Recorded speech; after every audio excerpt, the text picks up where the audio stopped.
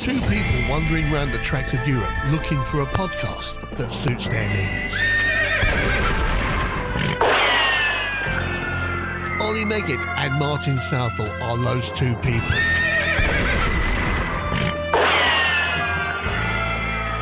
With the ability to chat shit about RC cars for less than an hour with their bare hands. The Bench Chassis Podcast, the podcast with no name. Except for that one.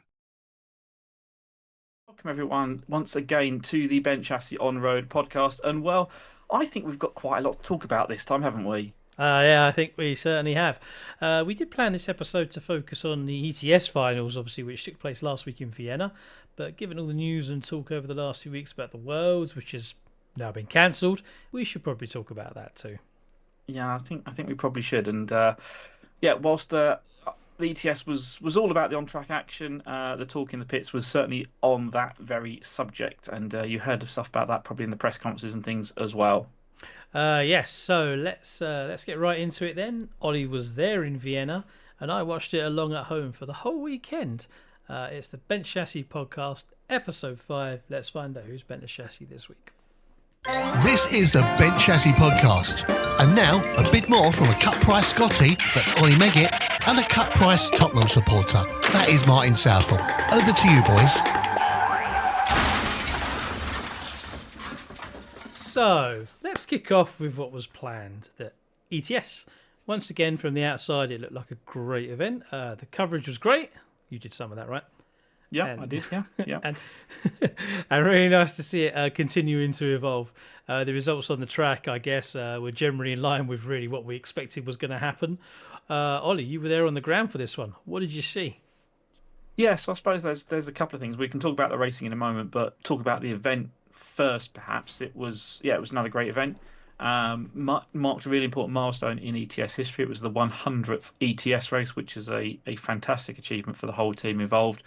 Originally, they capped it out at 400 entries, I think it was, when they opened entries, but inevitably what happens as it gets close to the race, people sort of drop out and things like that. So I think we ended up with 350 or 360 entries. So long days again, but not as long as down was.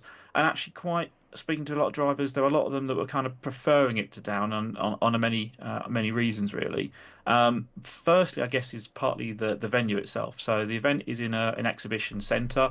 For those of you that are in the UK, think of things like the Birmingham NEC or the XL in London, but on a smaller scale. So there's about 5 or 6 halls of varying sizes, but they took over basically 2 full halls for the ETS. The first hall was just dedicated to the track, and that made it bigger than it has been in previous years. So it was 24 by 34 metres, I think, which is basically the same size as EWS. That pretty much filled up one of those halls by the time you put the driver stand and tech and stuff like that as well. Then there was a second hall, a little bit smaller than that, just for the pitting area. So actually meant everyone had loads of space in the pits as well. So big kind of spaces between the rows. There was a big space at the end where they held the drivers' party on Friday night. And then as separate to both of those halls, between them was sort of like the entrance hall, which was still pretty big area, was where they had the canteen, some sort of chill out area, which then also became the place where all the secret conversations happened, as always. But that was really nice in terms of that sort of venue. It's then also walking distance to about 3 separate hotels. So, we stayed in one, we just walked there in the morning, it was 5 minutes walk. So no different to down really in terms of that. So I think it's something that people, if they haven't been before, it's definitely one to consider going to. It's a bit further away for people. You need a flight rather than being able to drive there. But if you've got all the bags sorted out, it's actually pretty easy. You can even get a train from the airport to pretty close to the track itself, or otherwise a rental car will easily get you there and back. It's about 45 minutes to drive. So I think that side of things, it's a really cool event. The club there did a really fantastic job once again. They worked really closely with like the local government as well. So there was one of the people from the mayor's office there for the driver party as well, sort of saying how they supported the event and how it was cool to bring that to their part of the world as well, which was really nice. Did you have big chains as well, like ours do? So it wasn't I don't think it was the actual mayor that was there. It was one of the sort of people from his office and kind of like right hand man sort of thing. So no, it wasn't the chains and the frilly hat that mayors have in the UK. The discount mayor. It was a man in a suit. So talking in German, so he could have said anything, but Patrick sort of translated it. So we kind of had an idea what was going on. Yeah, Fair enough. Yeah, and then the Friday night driver party was really, really cool. It was like, I think it was €10 for anyone who was racing and €15 or something if you were, hangers on, friends, family, whatever, pitman. And they had this massive, well, 4, I think, hog roasts there. So that with stuffing, which is an Austrian tradition, a bit of sauerkraut and salad and things like that, and a bar as well, which was all included on the Friday night. So Tony Sport, I think, supported that one, so that was really cool to get a bit of free beer for everybody, which was good fun. And then they led into the presents they give out for the drivers who attend all of the four or five of the races. This year it was a nice car stand with the ETS logo on it, and a voucher for ETS or Tony Sport for next year. Then following that, there was a huge tombola, a raffle that every driver got a ticket for, free of charge. And then there was, I think it took us about an hour to do the raffle, so that gives you an idea of how many prizes there were to give out. There were hundreds. Were they life changing? Trademark. I can't possibly say, because I think that phrase is trademarked by one of our close friends. So yeah, I think it is I was asked to actually announce the raffle and do all the drawing for that. So save Scotty his voice for Friday night. And I avoided using Dougal's patented catchphrase, so I had to come up with this on my own on the spot. The most favourite one from the UK, guys, was when I pulled out a ticket and went, "It's an orange ticket." Every ticket was orange. Oh. So they liked that one. I can see where they could, because we normally have about 3 different colours of books, right? Yeah, no, it's because basically everyone, when you entered, you just got given one ticket. That was your entry. You got your ticket. You couldn't buy any more, so everybody just had the same chance as anyone else. Yeah, that's fair. Prizes from body shells, motors, speed controllers, hats, t-shirts, lipos, tools. Then the top prize has been a radio, a couple of car kits as well, and the latest Elsa Speedo as well. So some really cool prizes from all their sponsors. So that was really, really nice event. So yeah, again, that's a real advantage. So if you haven't been to the event in Vienna before, and you think you can add something else into your calendar, definitely would consider adding that one in there, because it's really cool and really nice event to go to. I just realised, actually, it still said episode 4 below as well, so I've just edited that on the fly. For those We're on the ball, aren't we? We are on the ball. For those watching visually, you are actually watching the right episode now. Yeah. Did you win anything in the raffle? I didn't know, and that wasn't because I was being good or anything like that. No, I kept checking my ticket, but no, nothing for me this time. But I think lots of prizes came back to the UK. Lots of went to people all around the world, which was really nice. Yeah, so it was a really good fun event. Yeah, it was hard watching that one, actually, knowing I should have really been there, but yeah, frustrating. Make sure it's next year. Well, March 2027. It was a combination. Yeah, well, it's 2027. Oh well, yeah. The problem is it's always it's the date is always the issue, and it's my daughter's birthday yesterday, and we had trouble with flights, which would have only brought us back on Monday, and I didn't want to be not back for her birthday because they're milestone ones now. Yeah, and I work as well, so yeah, it was disappointing in the end that we couldn't. Well, I had the real work to do, the one that actually pays the bills. Yes. So yeah, I didn't want to miss that, because the last few years it's always been her birthday, so we've never gone. But hopefully next year will be the one I actually finally make it out there. But everything looked great. I mean, I was watching the coverage. That was on song, as you'd expect. I did see there were some timing issues at various points, though, which got confusing. If you sort of paused or went to get a cup of tea and come back, and then you come back and they'd be talking about the race is winding down and the clock's locked at 2.5 minutes or something like that on the timing screen.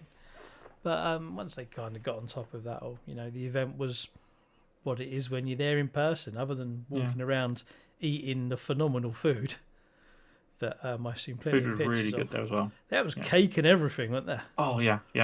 I saw some pictures in the group that were being sent on our ETS UK WhatsApp group of cake being sent around, all sorts of business.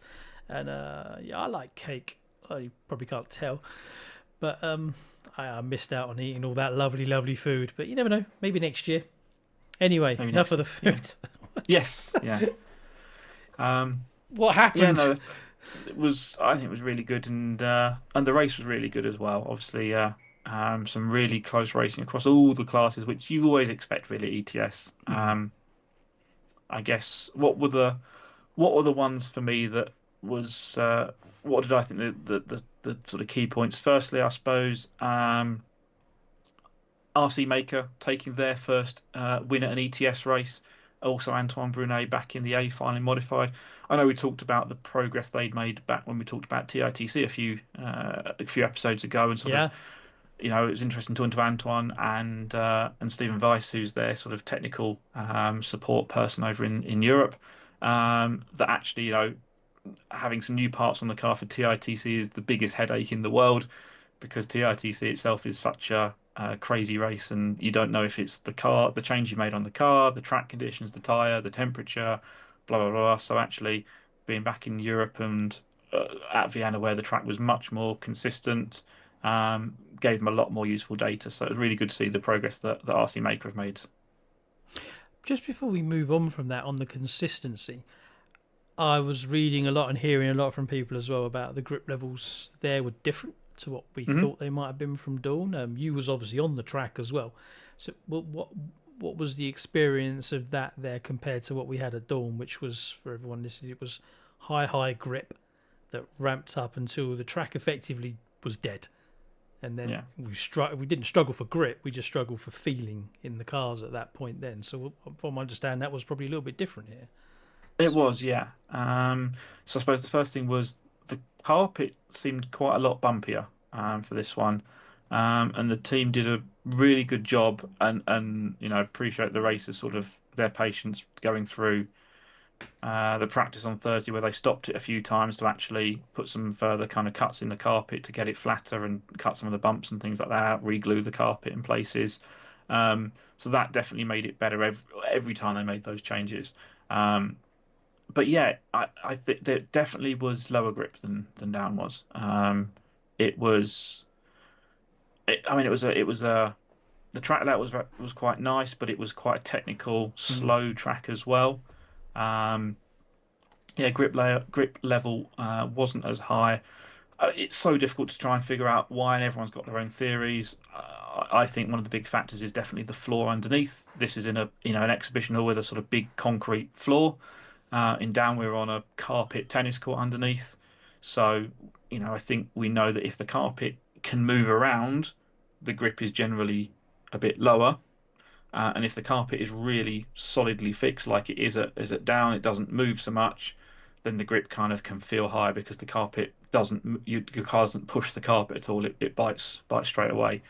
Um, but then also on the flip side of it, if you've got a big solid floor, a concrete floor, that also takes the heat out of the carpet. That's what we Yeah, find at EWS. Even though we've got a lot of friction in the floor, we think we lose a load of heat, and therefore that sort of takes the grip out of EWS compared to rug racers. Again, same sort of carpet, but your floor is sort of smoother and is sort of that wooden laminated type flooring, which kind of holds the heat in. I think we think a bit better. So it's all just theories. No one knows for sure. But yeah, grip level was definitely different. But what I would say is it felt like it actually was pretty consistent from about Friday morning onwards, so when qualifying started. I think the lap times were pretty much the same through the rest of the weekend. yeah, they And it didn't maybe grow. depended as to the time you went out rather than it kind of going up or coming down consistently. It was a case of there was one run if you were I can't remember what it was, but if it was an early morning run, maybe it was a tenth or two quicker, but it was pretty consistent the whole weekend. I think certainly from Friday after they made those changes through Thursday's practice. So yeah, track was really good. Grip was lower, but that also made the cars move around a bit. So I think that also helped some of the racing be closer. Definitely meant drivers had to work hard to drive the track. So it was a tricky track as well. Yeah, so I think that was the consistency definitely helped with things, and yeah, I almost want to say it was a bit more of a friendlier track than it was in down as well. Okay. Well, I think that's probably enough on the carpet then. We are Yeah, carpet gurus. Let's get back onto the results then. So, first ETS win for Iris in the front wheel drive. was yeah. Finally, I hadn't realised they hadn't won an ETS before, but so yeah, Mm. finally getting to the top step of the podium. Yeah, it was a good one to watch. Obviously, the first one went a bit wrong. Mm-hmm. You'd imagine the other young lad there was probably quite nervous leading his first ETS out, and it wobbled a bit out at the end, but it looked like, leg 2 he was vociferous in his approach to that one. Got the job done, and then leg 3. Very, very good. That's cool. Yeah. It was really interesting. I was standing at the track for I think it was A2, with someone else who's been around RC racing for a very, very long time. And to be honest, we didn't realise it was the A final for front wheel drive that was on the track when we looked at the list of names and the drivers that we saw. And then actually we realised, as we were sort of talking to us, actually that's probably the right thing in a way. Because if, front wheel drive is supposed to be there as this sort of hobby not introductory type class, because in ETS no one's introductory, but it's definitely aimed at the hobby type racers. It's not aimed at your professional guys and stuff, or even the semi-professional guys. So actually being in a situation where we realise this is, a field of not unknown names, but not the real big star names, is a good opportunity for them to start showing how good they are as well. And actually, that's probably quite a positive thing to see new people into the A final in front wheel drive. It's good to show that the class isn't just about the professional drivers. It makes it look accessible to people as well. And if people can use that to sort of build their skills up and then kind of progress onto the touring car class, I think that's a really good opportunity. So it was really interesting kind of talking about that, because our first reaction was, oh, is that good if we don't recognise half the people here? But actually, I think it's probably quite a good news story. I think on that note there, because you look at some of the names in front wheel drive, there's a lot of big name drivers in there, and they were in the A or the B, some are down in the C. And it also just shows how close it is that on the day in front wheel drive, there's second and a bit, and you're three finals down. So it's still super close. And obviously those that got that track spot on, because it did look challenging, got their awards. And that result there is congratulations to Iris on their first front wheel drive A final win. Yep, definitely. What else stood out for us then? So I think. Let's not talk about the top 3, because everyone knows the top 3 and everybody talks about Ronald, Michael, and Mark enough times. For me, there were probably 3 other drivers, not just from this race, but if you obviously it was the end of the season, so it then meant the sort of end of season awards as well. 3 drivers really kind of stood out to me, and they've stood out kind of all season, I guess. First one is Simon Lauter. Mm-hmm. He stepped up from stock a couple of years ago. His first year, I think, made an A final in his first year. Second year, I think he even made a podium one time. But he is now firmly established as a modified driver, consistently not just in the A final, but in the top half of the A final. And seeing him pushing people like Mark and Michael around the track in A2 and A3 in particular, kind of shows you how good he is and how much skill he's got there. So for me, it's a really good story to see Simon doing well. He's a really nice guy as well at the track, really friendly, really approachable. And I think for me, that's really the story of, we want to see this happening more. We want to see those stock guys stepping up to modified, because Simon's proved it absolutely can be done. He demonstrated in stock, he had the skills there. He won that for a couple of seasons. Then went, right, I've done that. I've won what I can win here. I can go and prove how good I am in modified as well. And you know what? You've got to put the work in, but he's done that, and he's absolutely established himself as one of those top drivers. And, if you go to any ETS race and you aren't betting on him being in the top 5, I think you're stupid at the moment right now. I think he's someone that you consistently would expect to be making the top half of that A final. So I think that's a really good story for us in RC as well, to sort of see him develop through the classes and now put himself in that mix there. He can make a podium. Can he have his first ETS win next season? That's going to be a huge step to make. It's not out of the question, though, I'd say. So, yeah, that's something that I think has done really well. But he's got youth on his side as well, isn't he? I mean, actually, we won't dabble too much on the big 3, but age isn't necessarily on their side. Yeah. But then also, on the same note of it, Mark's in his 40s now. That also age isn't a barrier to ability either.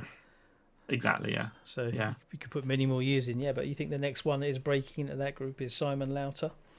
I think definitely someone to keep an eye on, and if he's making podiums, won't be at all surprised. No, I don't think anyone would be shocked by that as well. Nice racer, good lad. Yeah. Dominic Greener. Yeah. Dominic, who moved over from Nitro Racing, had loads of success in Nitro, world champion in 1/10 Nitro Racing. I'd say he's really back in the mix now as well. Again was in, I think, what, qualified sixth, fifth or sixth at this time. Again, definitely challenging for the top half of the A final. And for him in particular, what's really stood out for me this season is driving the Serpent car, and he's a one-man team at the moment. There's at most there might be one other person there, sometimes with him also racing, but this weekend he was the only Serpent driver there. So he's got that result having no other data, no other sort of feedback or feed in than what he's got on the track himself. So I think that's really, really impressive. And I think that, nobody else in front of him was in a single car team like that. So everybody else is getting feedback, getting input from other drivers. The top three absolutely are. They're well established in teams. Simon also very much, in that Automatics team, getting that feedback, working with Mark and Lucas and others. Um, and yeah, I think so for Dominic to get that result by himself, I think is really, really impressive, and hope that kind of continues to grow. And be honest, if Serpent can get a couple more drivers, not necessarily, you're not going to get one from those top three, but you could, there's definitely drivers around the second half, the A final, front of the B final type drivers that might be looking for a change. If Serpent can pick up one or two of them, I think they could potentially develop the car a lot quicker, and that in turn can help Dominic move forward further. And then one of my other favourite drivers, actually, he seems a really nice lad, this one, Soren Sparbia, Mugen driver, and he's made that step from stock to mod, but he's still running stock as well. Mm-hmm. And right at the front, he's won rounds, he's podium regularly as well, but if you're doing that well in modified so quickly as well. Yeah, definitely. So he was on the podium in stock, and again, I think fifth or sixth in modified, both this round and in the season standings as well. So I think that's not just a one-off thing. He's done really well all year, and I think it was fourth overall in the stock championship. So yeah, you're right. I think he's going to do one more year of stock, is what he said in the press conference. I know he's got the ambition to actually win the title. He's won rounds before, but hasn't got onto the top step of the championship podium. So a final attempt to try and win that title, but keep doing modified as well. Again, someone that's developing really, really quickly. Works well with Ronald. You can see that to kind of get the setups dialed in, get the advice, get the information sharing between them. So I think that is for me, those are the three drivers that are definitely ones to keep an eye on. They're proving they can mix it in the top half of the A finals. You never know what happens at an ETS or any other races as well. You just need a bit of luck then to go from being fourth, fifth, sixth into a top three. I think that's what we want to look forward to next year. But obviously that's the carpet season wrapped up now. So kind of we'll switch back towards asphalt mode. And I think it's really interesting. You've looked at sort of some of the differences between who's done well on carpet versus who's done well on the outdoor rounds as well. So does that throw up any light as to what we might be able to what we might want to expect for next season, which kicks off only in a couple of months' time? It does. I think so, for sure. So I was looking back through, as you said there, and like round one was Orlowski and modified and Baltink in stock. And then round two, it was Orlowski again and Baltink in stock. Round three, Luxembourg. Coelho took that one. Orlowski ended up in fifth and Volker eighth.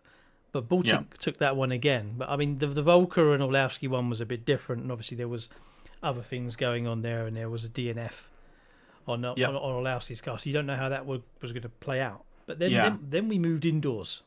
And then as soon as we got indoors, Volker takes over, and he's taken round four over Michael, and round five, obviously this weekend as well, he's taken that over Michael, albeit closer, because the Q4 run, the one that really mattered, was it a 10th in that one? I think it was about a 10th for second at the end. 10th for second. That could have been so different if it's a 10th the other way. You're on TQ. Oh yeah. And makes difference. But then we look at like Baltink as well and where he went from, and like Kreshmer ran round four and Baltink was in third, And then Yaroslav, who won for X-Ray in stock at the weekend, he won. Yeah.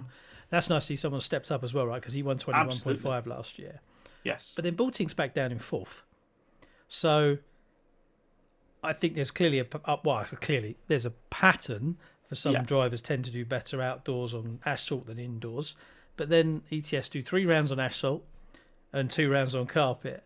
So if you're that guy, you've got to get it done in the first 3 right before you move indoors. And some drivers, they'll talk about, I prefer indoor racing, I prefer outdoor racing. I don't know. I mean, you'd assume that a lot of these boys, they're professionals. They've just got to be good on all the surfaces anyway. But they're always there on the podium or thereabouts, right? Yeah. But I think it's really interesting actually, and definitely Olowski's looked like the fastest person for much of the year, really, whether it's been indoor or outdoor. But it was that technical issue he had in Luxembourg, which sort of took him out of the win there, and that was a big turnaround. I think that felt to me like a change point. It was really interesting. When we talked to Olowski at the race, his response was, "I haven't won a race for 6 months." And that's I haven't won a race for 6 months. So that is his benchmark, winning races. He's been, you said it there, he's been second, he's been third. Not just at ETS races, at other races as well. But he hasn't won a touring car race for 6 months, and that's what he thinks his level is at. And I think all the guys, would want to put themselves at that level as well. And what stopped him winning this weekend? Yeah, arguably it was that 1/10 of a second in Q5. If he'd have got that, he'd have started on pole. Would Ronald have been able to get past him? Possibly. Would Ronald have been able to get past him in at least 2 out of the 3 finals? That's a lot harder to do. So, starting up front on a carpet track is the place you want to be. But I still think that when you go to carpet racing, Ronald is the fastest person we have on carpet still in touring cars. Weirdly, he still prefers outdoor racing, but his results he hasn't been beaten on carpet this winter. ETS races, EWS, Meebo Sport. He did 2 races in Germany as well.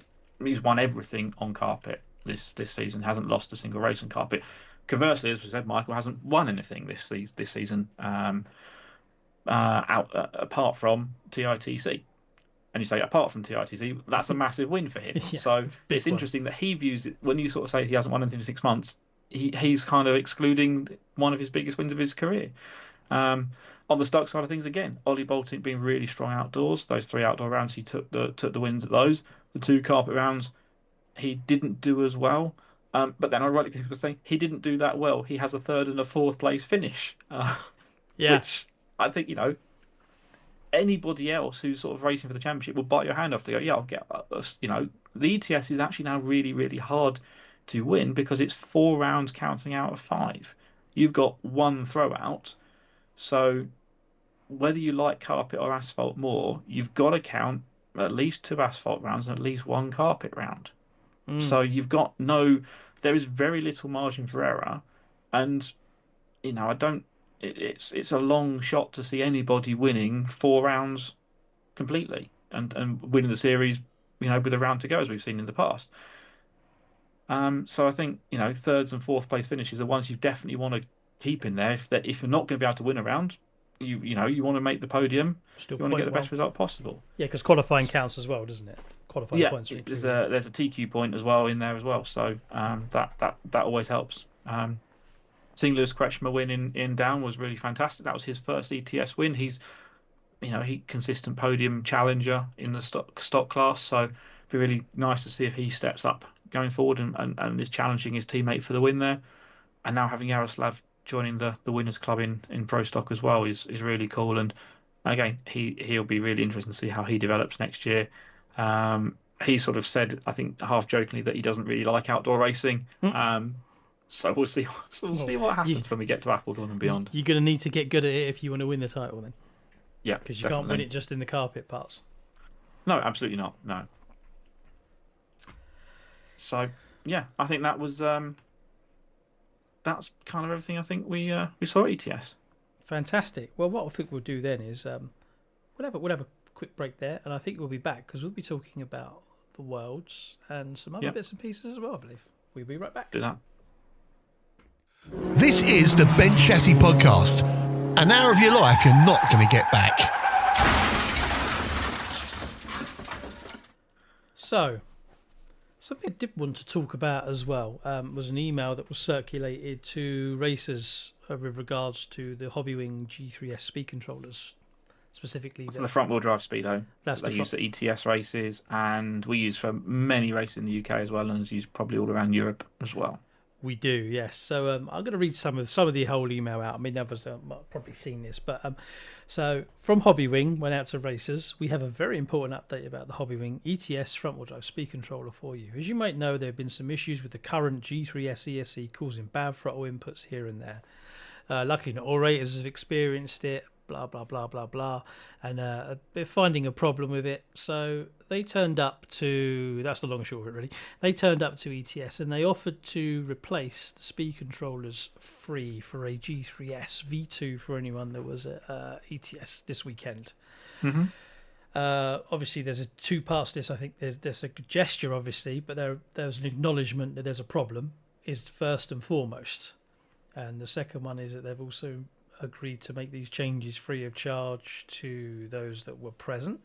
So I think that's going to obviously lead on to the other questions now is what happens in the UK? Do you think they're going to extend this to the other countries as well, speak to the suppliers there, and potentially, there's going to be some sort of like upgrade or replacement program that put in place for everyone that has a current G3S speed controller? Yeah, so I think so. I chatted. I spoke to both Mikhail Milanovic from who's the European Hobbywing tech support, and he's at all the ETS races. But there were also some of the Hobbywing representatives from Hobbywing China, the main factory, kind of came over as well. So I spoke to both of them throughout the weekend. So kind of the understanding I have is that they did sort of identify there was one of the components that was basically not up to the spec they thought it should be at. But the difficulty for them is that you can see those issues, and we've seen some of these outages happening for people on the track, but they've not been able to replicate that in bench testing. And if they go out and try and get someone to drive to have the issue, it's been almost impossible to replicate it. So it's not it's been really difficult for them to try and nail it down and say, well, it's definitely when this happens. And even the people that have had those issues, it's not been consistently happening. So it's not been a case that people said, oh, it's when you go full throttle and full steering, but you do that multiple times a lap and it's happening once in a weekend or something that someone's having that issue. So there's something that's not that's difficult for them to try and figure out. So anyway, they thought they'd identified one component that was not the spec that they thought it was or needed to be or something like that. So that's my understanding, that the V2 Speedo's got a couple of small component changes, but it still uses all the same firmware, all the same software, things like that as well. So that's the plan going forwards. As you say, then they did an exchange program at that ETS race to let people change the Speedos over, and that was for anyone, not just the people that had an issue with them. Anybody who had one of the G3Ss and was racing front wheel drive could get it exchanged there. So that was a really nice gesture from Hobbywing. I didn't hear of any issues on the track, but I can't say because I'd be honest, I didn't watch the huge amount of front wheel drive, and we haven't got that many front wheel drive guys in the team that I was with. So I don't know if there were further issues or if that seems to have solved them. Fingers crossed it has done, and that'll be a pretty solid way forward then. What your other question then? What does that mean going forwards? I think that's down to individual races, to be honest. Obviously, we want to continue to talk to Hobby and understand what we can do here for our races in the UK. And I think if anyone else has got any questions about them, what I'd probably say is, if your race series or event mandates the use of the G3S, then I'd be talking to your race organizer and asking them what are they doing about it. Well, hang on, steady on. What have you just signed us up to? No, you're right though. Before anyone that's listened is actually, we are having them conversations. Yeah, we absolutely I don't want 60 emails next week. No, and I think send them to Oli. Send them over to me. Yeah. No, it's for our series, and we're lucky that we've got the winter, so we have got 4 or 5 months at least to kind of figure out what we want to do with that. Yeah. So give us the time to do that. For those that are starting the races now, for the outdoor races, then that's what I mean. I'd be talking to talking to those event organisers and asking them, what their rule set is. Are they going to stick with just allowing the G3S? My understanding is the V2 is going to essentially replace the G3S now, so you won't be able to, the next batch won't be G3Ss, they'll be V2s that everyone kind of has in stock. So looks like going forward that'll be the one to probably use. But yeah, let's see what happens. Let's see what develops over the next few months. And obviously, Hobbywing's still trying to work to make sure they don't have any issues with it. So yeah, stay tuned. So there's the information as we have it right now. If we hear anything more, we will discuss it further. Absolutely. If it becomes relevant. Yeah.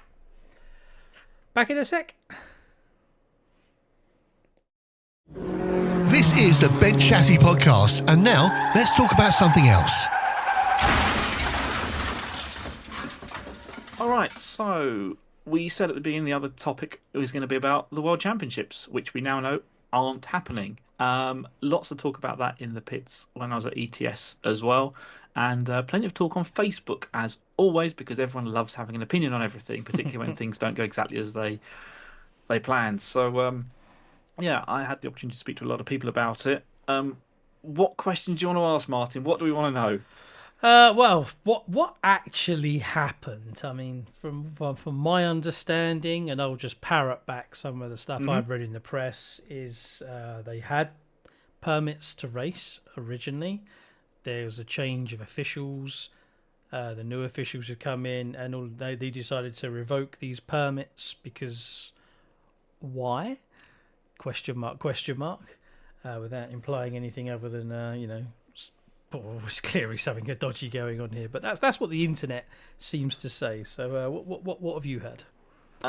Yeah, a lot of that really seems to be the case. That there seems to be some very complex system in China, partly as you might expect, knowing the sort of many layers of government that exist in China, and that RC I think is officially a sport over there, which means it technically sits under things like government departments, but then they've got governments at city level, regional level, as well as national level. And it sounds like at some point they thought they had all the right approvals in place, and then somebody decided that, my reading of this is, because this is a world championships, it wasn't good enough to just get city and regional approval. They needed to get approval essentially from Beijing, from the top layer of whatever the government or structure in terms of racing is there. Really interesting thing though is that in the UK we have, if we do an FMR World Championship race, then that is organised by the BRCA, our national association, alongside the host club or venue. Same as if it's held in Germany, the DMC, the German Federation, they would do the organising with the host club. Same in Italy with AMSCI, in Netherlands with NOMAC, whatever the other RC association is around the world. However, in China, there is an RC association which is called CMAC, but they don't seem really involved in a lot of things. And my understanding is this event didn't use CMAC; it was directly with GDC as the host track, and that may have then caused some issues by the time you got to that top level in Beijing, stuff like that. What does it seem happened? I'll come out and say this, but I'll use the words very carefully. Allegedly, if some money had changed hands, this event might have happened. That's what seems to be the story going around.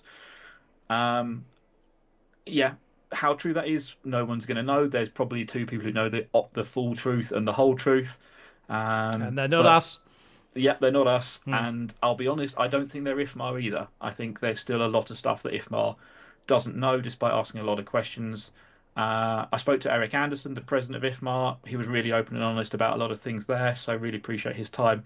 And also spoke to Clive Silver, who's the secretary of IFMAR. He wasn't at the ETS, he was in Australia, but he phoned me before I went out to the ETS because I'd dropped him a note.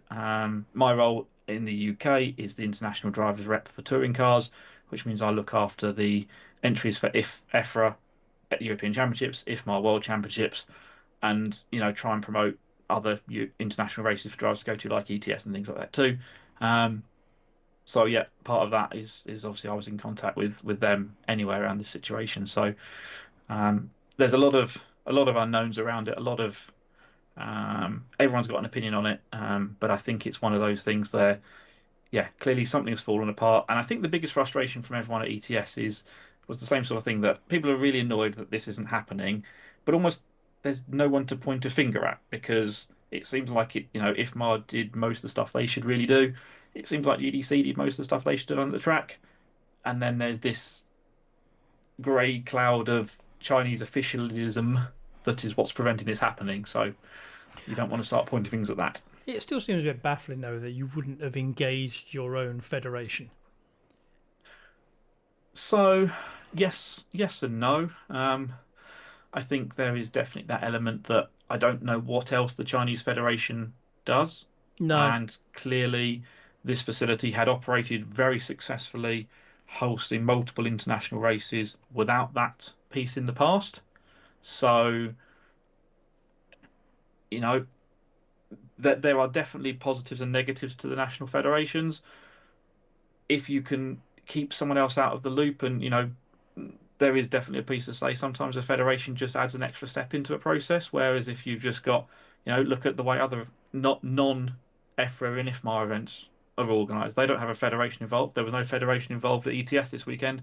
Ran a perfectly successful event for 400 people, for 360 entries, whatever it was.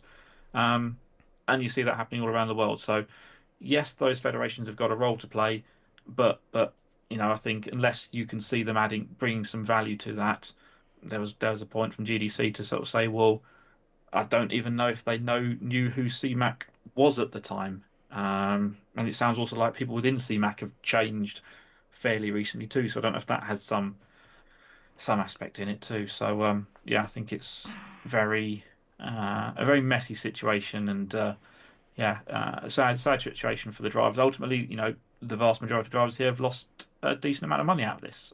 Yeah, thousands. Yeah.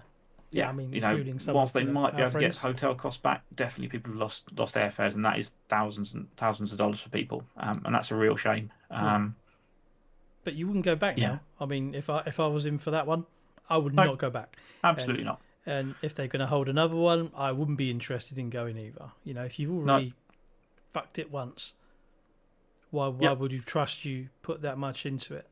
Yeah, and I've relayed that point to IFMAR as well. I was like, from talking to our UK drivers, as well as my own personal views, there is my position, and I made this quite clear to both Eric and Clive, and this again is what I think is representative of both the UK race and other races as well, is this: what's happened isn't in IFMAR's control. We appreciate you're in a very difficult situation, but what you do now is within IFMAR's control. If your answer is, well, we'll try and get it sorted out then at the same track in 6 months' time, Oh no! for me, that is absolutely not acceptable. That's not a way forwards, because you have no guarantee that you're not going to get to the same situation. And I don't think drivers will want to be in that position as well.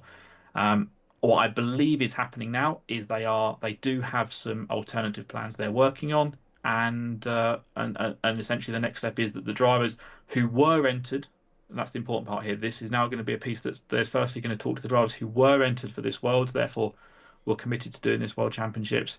They will present to them what I understand to be 2 or 3 new options that may come out, and let the drivers kind of almost vote on what kind of that solution is.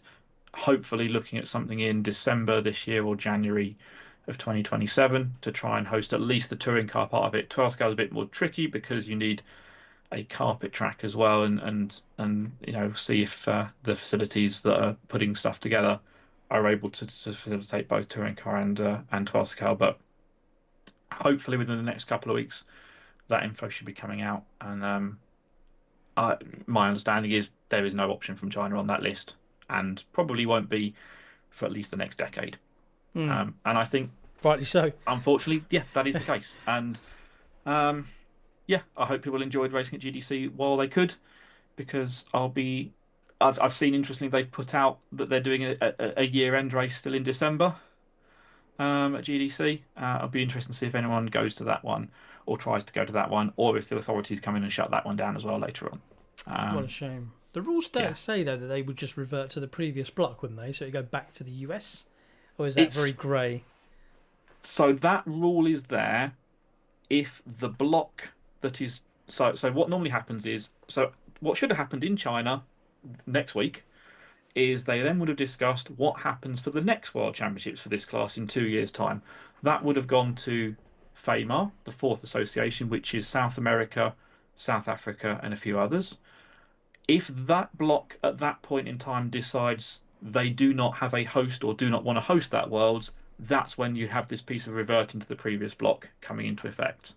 So that rule doesn't really apply here because FEMCA, the Asia bloc, has accepted this World Championships, will try to organise it, and I think it's right that, you know, this isn't because FEMCA have decided they can't host the World Championships. This is kind of situations beyond that. So the options I understand are all going to be in that Asia bloc that are going to come out. It might only end up being one option by the time you go through all of the process. There might only be one track that actually goes, yeah, we can tick all these boxes. And because let's be honest, hosting a World Championships is a massive undertaking for anybody with a 2-year lead time. And we're now going to look for someone who can turn it around within 6 months. That's a huge ask for anybody. Which actually blows a hole in the old, how about they had a backup track? Yeah, I've seen that. And I saw there's one person on Facebook. I looked this up. It's Andrew Alfano. I don't know where he's got this idea of having a backup track from, but that is absolutely ludicrous. It does not make any sense. So if you want to work this through, what would this mean having a backup track for this particular event? Oh, right. Investment, huge capital outlay for the absolutely. hosting track. So firstly, what you've got to do here to have for his plan to work, I don't know where he's got this idea from. For his plan to work, you need a track within 30 minutes, 45 minutes of the planned host track, because everyone's got their flights booked, everyone's got their hotels booked.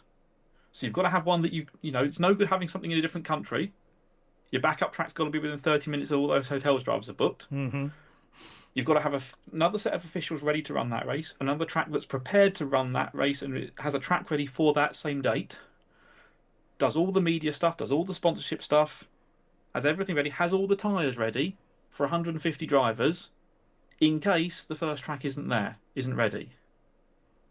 That's bananas. I don't even know. That doesn't make any sense to me. It doesn't make any sense to anyone that I've spoken to. So. I reckon you could get that done before lunch. yeah, it's just as... So, absolutely ridiculous idea. Fanciful internet thinking. Yeah. I mean, the important thing here is now the backup process is kicking in. It's just a shame that it's kicking in 2 weeks before the race should have taken place rather than 6 months before or something like that. So yeah, you know, for those that have lost, you know, there's nothing but sympathy there. I know some. Absolutely. Yeah. Speaking of the weekend, to one of our racers that's lost all his money as well, but he's going on holiday. Yeah. We'll see the Great Wall of China and stuff like that, but that wasn't what he was originally going for. So no, and I've said to Ismail, my point on this is, given all of this, what the options you look at now have to be the most affordable for racers as well. Yeah, that's a good point. Because, you know, for me, people said, "Oh, it'll be really cool if we can go to Australia instead now." And I've thought about that. And whilst, you know, the off-road worlds in Australia were great, I think that would be the absolute wrong decision for to be taken at this stage, because put yourself in a situation where you've lost $1,000, $1,500, pounds, euros on a flight now. And your answer to that is now, from wherever you are in the world, Australia is the hardest place to get to and the most expensive place to get to. Next to New Zealand. So you're now saying you've lost that cost and you've now got to take the most time and the most money to go to our second option here. So whilst I think everyone would love a Worlds in Australia, now is not the right time to do that. So I'm hoping very much that there are more affordable options that come forward. And I believe that there should be some more affordable options that come forward. Still within the Asia region, we know there are cheaper countries in Asia as well that you can go to. So let's see what happens. Fingers crossed. Hopefully they sort it out. Yeah. Very, very troubling situation. Depressing, sad. You know, I don't think there's really much more to say, is there? It's not, no. And I think, as I say, I think it's going to be really interesting just what happens next. And I think it's really positive that, you know, I think people like to critique IFMAR quite a lot. And I think that actually in this case they've done a really good job of trying to find the right way forward in the short time they've had. and try to make the most appropriate steps they can do. So I think, I want to call that out to Eric Clive and the rest of the team there. That actually I think they've had a really difficult situation to deal with. And from my perspective, this has been the hardest thing for IFMAR that I've seen IFMAR deal with, and they've dealt with it in one of the best ways that I've ever seen IFMAR deal with things. So I think credit is absolutely due to them. But as I've said to them, make the right decision going forward, please, for everybody. Think about all the races, and let's have a really successful World Championships. And I think by March, but within a year's time, we will have a new touring car world champion as a minimum, which will be not what we thought where we'd be, but I think given the situation, that's a pretty good outcome if we can get to that. I agree, mate. Short recess? Yep, let's come back for the finals. We're back. This is the Bent Chassis Podcast. Let's have a bit more from Martin and Oli. So I think that probably covers off everything from the last week or so, both what happened on the track and off of it as well. And that also really marks the end of the carpet season, the indoor season, certainly here in Europe, the end of the winter season, and everyone's focus now going to shift to outdoors. And I know, Martin, you and the guys actually already been outdoors this weekend to start getting the testing in. Yeah, it was cold. We was at West London. 54 people, I think, were there. Wow. At West London, and there wasn't any rain. The sun was out. It was bloody cold, despite how sunny it actually was. But it was like 15 degrees, and then the track temperature was only like around 30. But we was back outdoors. So I think probably if we look forward to our next episodes, we want to start talking about the outdoor racing. I know we'd love to talk about what our UK national scene is going to look like for the year ahead, and what might happen in that. And we'll see if we can also tempt a guest or two to get involved in some of that stuff as well. Yeah, sounds like a great idea. We will be back. There is plenty more to talk about. Good news is for those that have. Thank you for everyone that's come up and offered your suggestions and kind words as well. We've got a lot planned. We have indeed. We want to stay enthusiastic and on top of it all as well. So we want to make sure what we're doing is relevant, and we will be bringing them to you as regularly as we can. Yep. For now, I've been Martin Southall. I've been Oli Meggitt. And we'll be back in a few weeks' time to see who's bent a chassis next. Thanks for watching, listening, and pass the message on, and we'll catch you on the next one. Thank you for that. See you next time. Bye-bye. Bye-bye. Fast laps, clean lines, that's how we go. Thanks for tuning in to the Bent Chassis on Road Podcast Show.